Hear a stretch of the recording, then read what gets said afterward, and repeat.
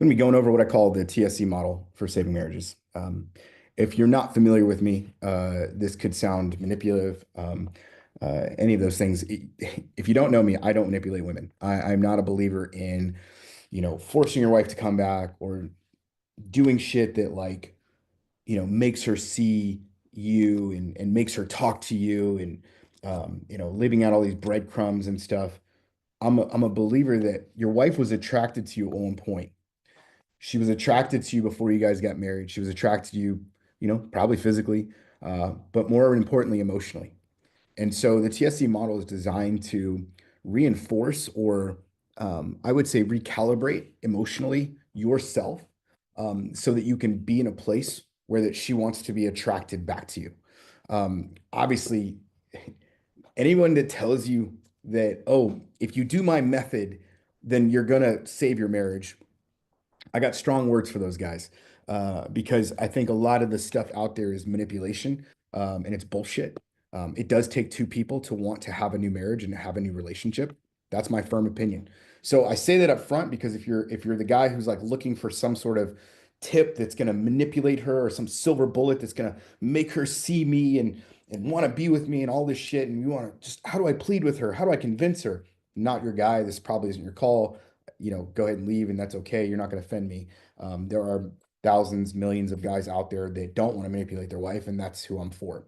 I am all about the man first and foremost. I am about you finding your personal strength, finding you that empowerment inside, because along the way we lost it. Along the way, we stopped being that powerful guy that we once were, or maybe the power we had wasn't as strong as we thought it was. A lot of times, guys have this, what I call this sort of swagger, when you're in your teenage years, your 20s, where you're kind of confident, you think your shit doesn't stink and like everything's great. And so you attract her and she's like, oh, I just love you. You're so cute and handsome and all this stuff. And you guys get together and, you have sex, you have babies, you get a job, get a career. And then fast forward 5 years, 10 years, 15 years, 20. I got a client that's been with his wife for 42 years.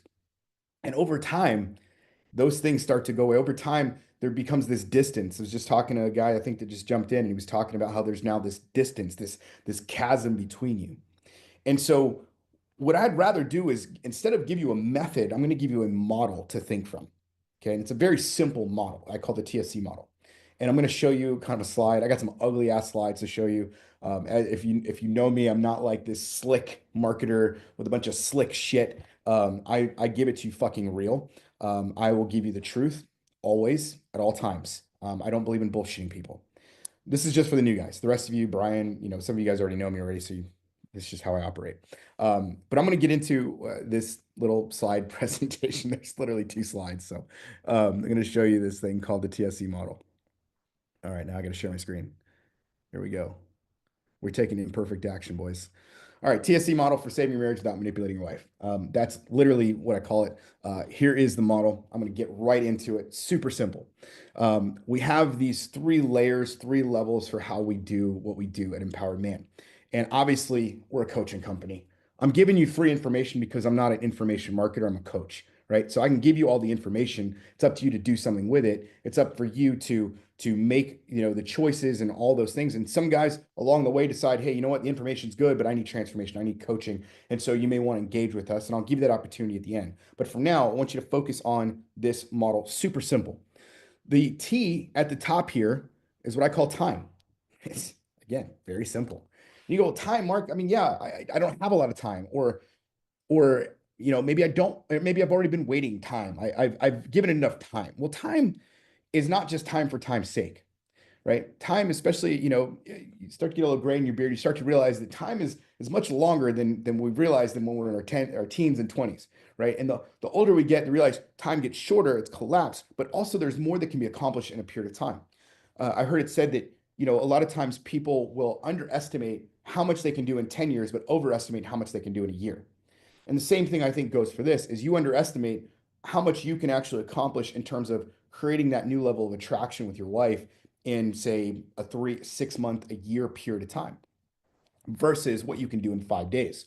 We have some guys that are like on the brink of divorce. I had a guy text me the other day. He's like, I jumped in because like literally I'm going to court this morning and I was hoping you could somehow tell me what to do to stop it from happening. And I'm like, what? Like, bro, how desperate are you? I get it. It's like you're on the brink of this thing. But here's what I would tell that guy, and we'll get into this a little bit deeper, is that if you find yourself in that place of desperation, number one, you need to step back for a second and give yourself time and think through this application. That is that if I'm so desperate for saving, what is the feeling I am running from inside? Because what I find is that most men facing separation and divorce are not trying to get her back as much as they are trying to avoid the feeling of inadequacy. And instead of facing the feelings of inadequacy, they are desperate to change the circumstance, to change the situation, because they're so afraid of dealing with the shit of where they are right now in this moment. I was that guy.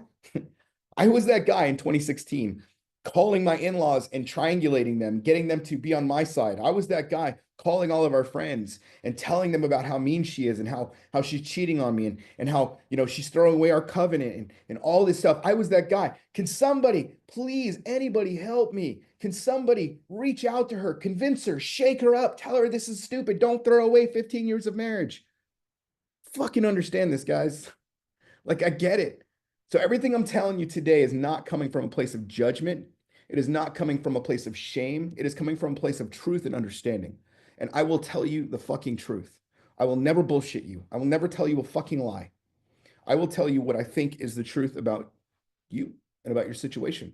Because out of everything, the only thing we can control is not her. We can't control all these other aspects. We can control us. We get to control us. So in the time thing here, when we look at time, we have to be developing skills. Skills. Guys, many of you are wasting your time not developing skills. You're not focused on the right thing. You're saying, well, I'm giving it time. Yeah, and you're sitting on your ass, scrolling through Pornhub and Tinder, and you're fucking doing shit that doesn't matter and isn't moving the needle forward. It's not helping you grow. You're not learning anything in that process. So skills look like this: communication. How are you leveling up your communication skills? What are you doing to improve your communication? Because that is one of the biggest issues that I see consistently between men and women, whereas women speak Spanish and men speak English, and we can't fucking say the same thing. I gave this analogy, I think it was Rich the other day, where I was talking about this idea and it kind of came to me. I was like, could you imagine going to a Spanish restaurant or a Mexican restaurant or whatever and sitting down and not speaking any Spanish, but the server only speaks Spanish? And the two of you trying to communicate about the food you want. And you're like, I just want the chicken and the rice. And she's like, arroz con pollo? And you're like, no, I want the chicken and the rice. Just say it, chicken and rice. And she's like, arroz con pollo? She doesn't know. And her frustration starts to come, arroz con pollo. No, chicken and rice. And it sounds so stupid when you think about it, but that's exactly what we do. As men, we don't communicate the same way. We don't speak the same language as women. And so we're taught how to communicate through what? Fixing cars. We're taught to communicate through what? Playing sports. We're taught to communicate through what? Physical, fighting, right? That's how men learn to communicate as young boys. We wrestle, right? We play sports. We fix cars. Men, how do men have conversations? Drinking a cup of coffee, smoking a cigar, drinking a beer, whatever, right? That's how we have conversations. Versus women will sit for hours and hours and hours and just like listen to each other and like, oh my gosh, I can't believe he said that to you, and the empathization and all that stuff. And when men have to enter into that, they feel weak. They feel emasculated because they don't understand that it actually takes true masculinity to tap into that side of you and to maintain the strength of who you are from a physical and emotional perspective, but also at the same time to have this perspective of you that is called a good communicator, an empathetic listener. Because at the end of the day, guys, your wife just wants to be heard and understood. I said this in the Facebook group the other day, and it got a ton of backlash, and it was fun. It was interesting. But I said this about the idea that, and I think a lot of times when I post something, guys think to their situation, like, this isn't true in my situation, so therefore it's not true. And yeah, you know what? No one can post anything that's 100% true in every single situation. So I'll get that caveat out of the way. But most of the time, what I'm finding is women don't actually want to divorce you. In fact, They don't even want space from you, but they have to. They are forced to go for the divorce. They're forced in their minds to go for the space because they're looking for someone to give them more emotional safety. They just want a man that's going to love them unconditionally, that's going to help them feel valued, to help them feel seen, to help them feel heard. Now, that's probably 95% of the women, and I can tell there's probably 5% that don't have that. So I'll put that little, drop that little caveat for those of you who are married to narcissists and all this crazy shit. That was my story. I was married to a woman who had narcissistic stuff, borderline personality disorder, bipolar, sex addict, all that shit, whatever. So I'm not telling you this from a place of judgment or any of these things. I'm telling you because this is what I had to learn for myself. My wife needed emotional stability. And because of my triggered state, because of my emotional dysregulation, I was not able to give that to her and ultimately chose what I chose, ultimately decided that this was not a healthy relationship and there was no coming back from that. Many of you are not in that situation. Many of you are in a situation where simply your wife doesn't feel heard or understood. Your wife has found emotional safety in another man because she didn't feel like you were a safe space. Is that your fault? No. Hell to the fuck no. If your wife's fucking somebody else, if she's doing something with another guy, that part is not your fault. You cannot make someone, you didn't put a gun to her head and said, spread your legs, bitch. You didn't make her get on the phone and start searching for guys on the internet. You didn't make her do that. However, however, you can look at the type of home life you created. Were you the type of man that could communicate with her, that could hear her, make her feel seen? Did she feel beautiful and sexy and all those things in your presence? Because if you did and she still did that shit, I'd say you might want to run. Just saying, you might want to run because it's possible that that love tank can't be filled. And that happens. I understand that. But most of the time, that's not the case. Most of the time, with most men that I deal with on a regular basis, it's these little things. In fact, some of you don't know this, but I started a marriage reboot with a female coach where her and I are both bringing our clients together, where she's working with the female side and I'm working with the male side, and we're doing a joint program. We're calling it a marriage reboot, and it's very fascinating where some of my guys are bringing their wives and some of her clients are bringing their husbands into this and seeing the differences and seeing what it is where women feel hurt and feel misunderstood, and it validates the theory that I've had this whole time. It validates the thing I'm talking about right now, which is that most women want to be communicated with in a healthy way. They're looking for emotional safety. They want to feel like you're a safe space. Guys, if you're not a safe space for yourself, you definitely aren't a safe space for her. If you can't handle your own emotions, if you are emotionally dysregulated, if you don't know what you feel inside, if you can't communicate and articulate with yourself what is going on, there is no way in hell you are equipped to be a married man. There's just no way because she's expecting things from you that feel impossible to you. They feel impossible. They feel like you can never live up to those things. And so you've got to grow in the skills. This time aspect we're talking about is your time to build the skill of emotional regulation, the time to build the skill of communication and setting boundaries. Most men don't know what a boundary is. Yesterday, I was playing with my son. We play a little game called FIFA 25 or FC 25, whatever it is. It's a soccer game that him and I like to play on Xbox. And he did this thing, and I laughed at him, and he got hurt by it, and he was hurt. And later on, we were talking, and he said, I set a boundary for you not to laugh at me. And I said, son, you can't set a boundary like that. If I'm going to laugh, I'm going to laugh. The boundary is not you controlling how I respond. The boundary is what you do with my response. And I was like, if you don't like me laughing, that is okay for you to share. Hey, I don't like you laughing. I'm not okay with it. If you continue to do that, I'm going to remove myself from the situation. I said, you have every permit, you have every right to do that. And that's what a boundary is. A boundary is not controlling her. A boundary is about setting a boundary for yourself that either removes or gives yourself a consequence that I'm going to do this instead. That's what a boundary is. So you've got to develop those skills. All right, let's get into the second thing. This is a big one, a big one that everybody talks about. It's space. It's so oh, I told you guys, this is so simple yet complex. It's space, time and space. So space, what is space, Mark? Space is not just physical. So many guys come and they go, man, I'm gonna give my wife space. I was talking to a guy yesterday. He's like, I'm gonna move out of the house And I was like, and you want to save your marriage? He's like, yeah, I just figured that'd be best for us if I moved out of the house. I was like, dude, did you not know that when you move out of your house, what you actually are doing is increasing the odds dramatically of divorce? I bet a lot of you didn't realize that. When you move out of your home, you increase the odds of divorce dramatically. I don't have the scientific number because there's research around this. I don't have the number, and I'm not going to quote some number, but it dramatically increases. Why? Because you're not in the home anymore. And if your presence is not in the home anymore, your authority is fucking gone. Guys, there is a whole supernatural spiritual aspect of this thing. And I'm not talking about a religious spiritual thing, but when a man's presence is in a home, he brings authority. And if your authority has been thwarted, meaning you've given that authority away and you've said, I'm no longer in this home, I'm going to be over here. Guess what? That's why so many single dads struggle with their kids. They struggle because they're basically weekend warriors with their kids every other weekend. They lose the presence, they lose the power, and they lose the authority they had with their children. Their children no longer respect them.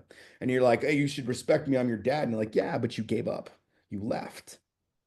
Now, I'm not saying that in all instances. Again, caveat, right? This is not 100% in your situation. If you're offended by this, well, be fucking offended. I don't give a fuck. But I'm telling you that most of the time, if you leave, you are giving away your authority. Now, here's how I did this. Instead of just leaving, I created a plan. I got my legal ducks in a row. I got my mental ducks in a row. I got my financial ducks in a row. And I did all of those things. And I said, okay, after a certain period of time, us trying to work on things, and there was a lack of repentance. And now I'm in a place of strength, and I'm not moving out from a place of reaction. I'm not moving out because I'm offended. I'm moving out because it's time to move on. That's the difference. And I think so many of you move and say, well, I'm giving her physical space because you don't know how to handle her shit. You can't handle her emotions.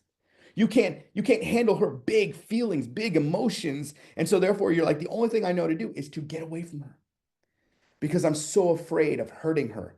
I'm so afraid of being the one that she looks to with disdain. Some of you have mother wounds that are showing up in this situation right now, where she is basically like a mother to you, and that her rejection of you reminds you of your own rejection from your mother. I'm talking truth right now. I'm talking fucking truth, guys.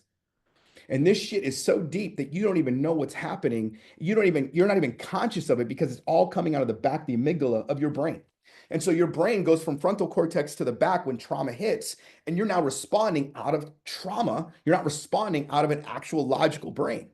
And so you're like, the only thing I know to do is to get away because flight. We either fight, we either flee, or we freeze. Those are the three main trauma responses. And so I'm either fighting with her, I'm grappling with her, I'm yelling with her, I'm screaming with her, or I'm getting away, getting away, or I'm frozen and I just stand there. That was me. I was the frozen guy. She'd start yelling and I'd freeze. I didn't know what to do. And that trauma response was a response I had since childhood when my dad used to yell at me and I would just freeze. I wouldn't know what to fucking do. I wouldn't know what to say. I didn't know how to feel. I didn't know anything. Guys, these are part of the skills. This is part of the space that leads to healing. The space here, again, I'm not saying 100% of you don't leave your house or all this stuff. If you want to leave your house, dude, that's totally on you.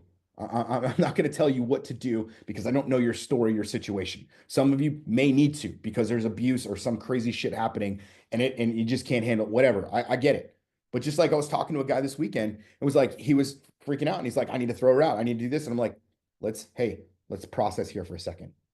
Because what's happening is we're having feelings, and those feelings want to make us do something that we don't know is right. We just know that we don't like how we feel, so we got to get away.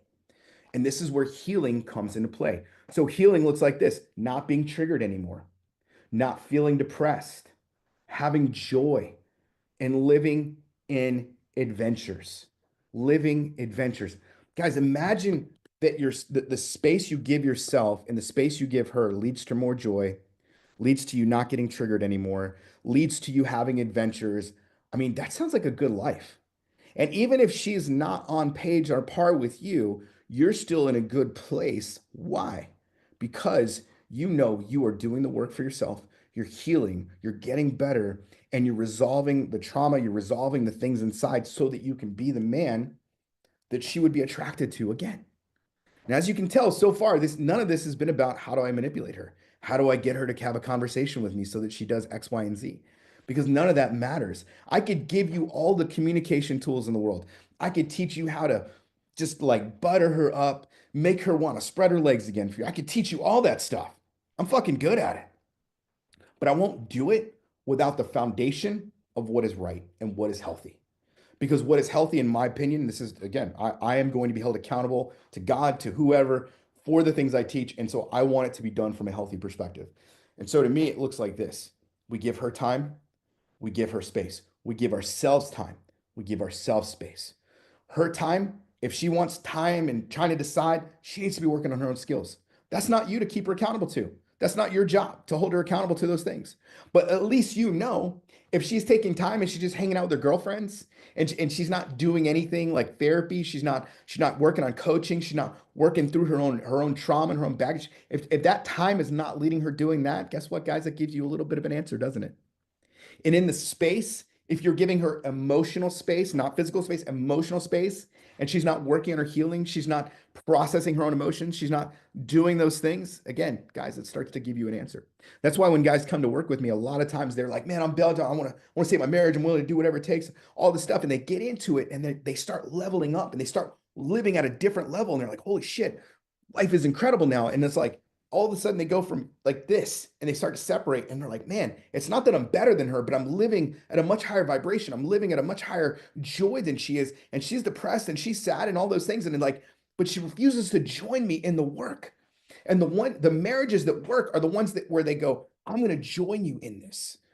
We have a client, it's been with me 2 years, guys, 2 years, got divorced. And like for him, life has been fantastic. He's killing it in business, he's killing it in every other aspect. When he came to me, he was struggling with drugs, he was struggling with addictions, he was struggling with sleeping around, all this shit, got a divorce, and has like cleaned up his fucking life. And his ex-wife has come back and is like, how do we make this thing work again?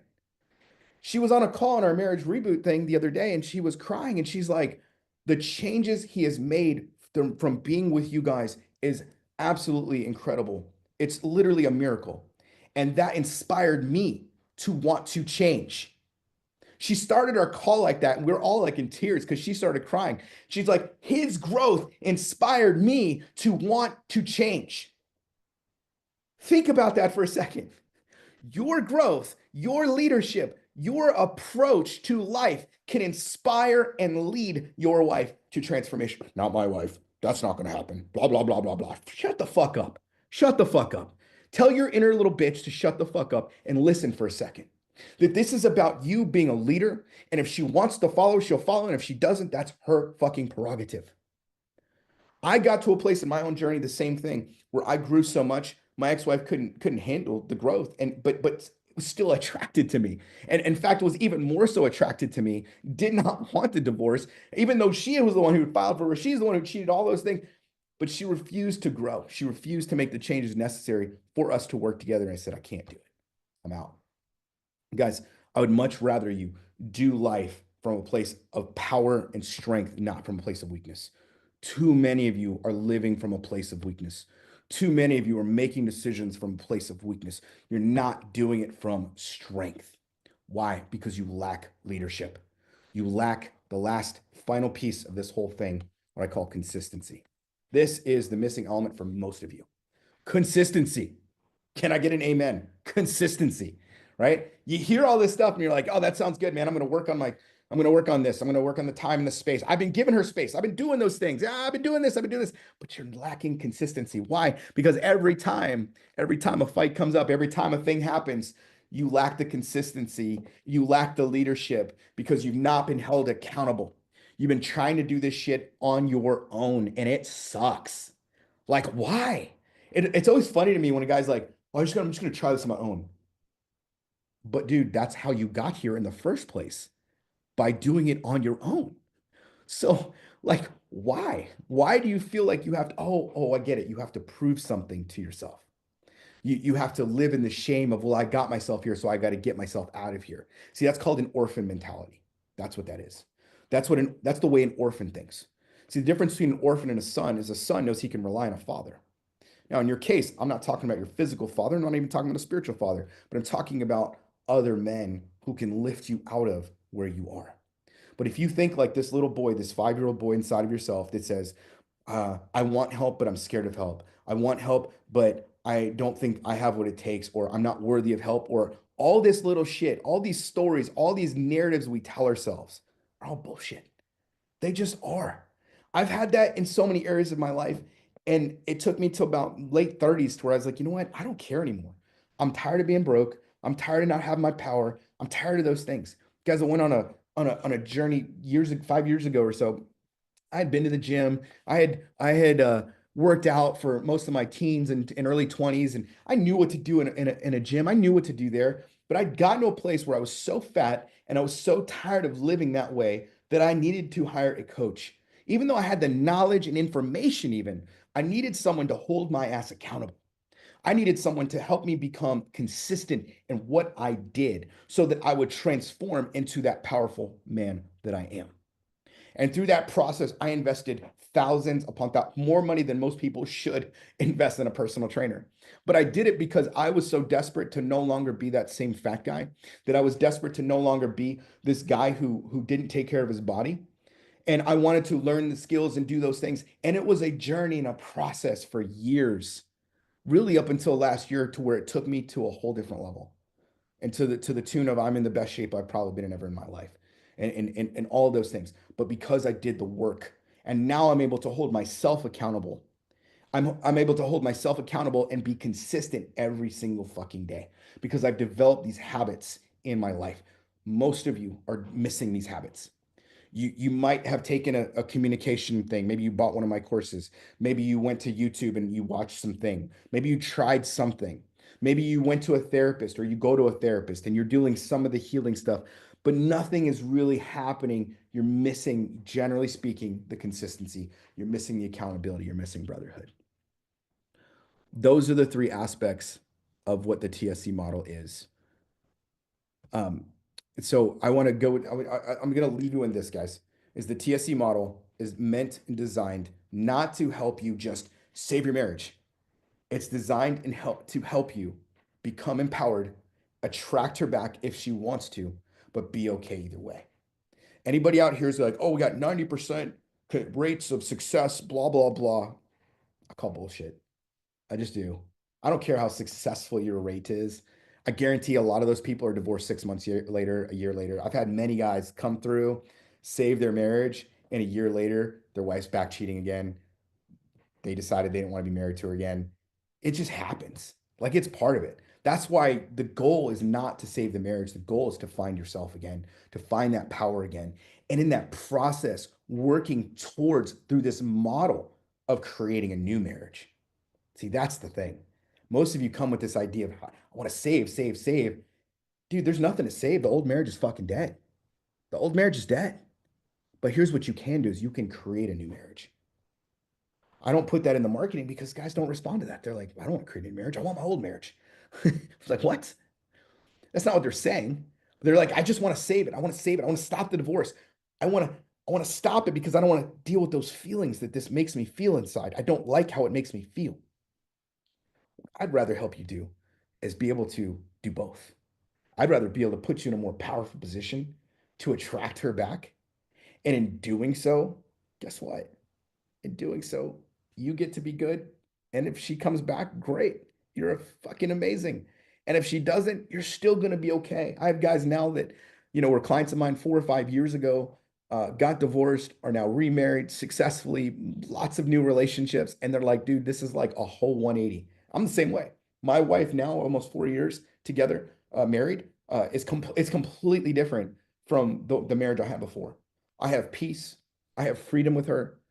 We have an incredible sex life. We have all the things that I wanted, that I've always wanted in a marriage. And some of you are holding on to dead fucking weight, and you got to let it go. Now, if you came on this and you're like, dude, I just want to save my marriage, I want to create a marriage. We're gonna give you those tools. We're gonna put you in that position, but at least you're gonna know at the end of working through this model where you are. You'll have more clarity, you'll have more confidence, and you'll have more power if you decide to do that. So here's my invitation to you. I have this 30-day program I call the Marriage Savers Boot Camp, where what we do is literally go through each of these things over 30 days. So if you join today, it's like a 4-week type thing. It's 30 days, whatever. What you're going to be doing is we're going to go through the model that we just talked about, and you're going to apply it specifically to your situation. You're going to get coaching on that. We're going to help you communicate with her even if she doesn't want to. And I don't mean manipulative communication. I mean using techniques and tools to get her to open up because you're going to seem and come across, especially if you're not manipulating her, you're going to be a more safe space for her. That's the goal. We want you to be a more safe space. How to apologize without making it about you. So many guys, they write these letters, they apologize profusely about all this shit. This isn't about that. This is about owning your shit in a way that makes her feel heard and understood. And then really how to get your power back and move towards that future self. That's what we do over those next 4 weeks. This is an invitation, but I have to speak to you before I let you in. So that's why it's not like a product you can just buy. So there is a link right here, empoweredman.co/bootcamp. I think we're going to put it down. That link is going to go to my personal calendar. That means you're going to talk to me, not somebody else on my team. You're going to talk to me specifically. And we're going to talk for 15 minutes. I'm going to figure out what's going on. I'll tell you what I think. If you come asking, hey, can it be saved? I don't fucking know. No one knows. Anybody that tells you that's stupid. I can't tell you that. What I can tell you is if you do the work, dude, anything's possible. Anything's fucking possible. I've seen it so many times. I've had over 3,000 guys go through my programs. I've seen this. This isn't something I rolled over one day and was like, I'm going to have a empowered man program. No, I've been doing this for a long time. I didn't just see a money making opportunity. This isn't some cash grab for me. This is my fucking life. This is what I live day in and day fucking out. And if you haven't seen that in me yet, well, come get on a call with me and we'll see for real.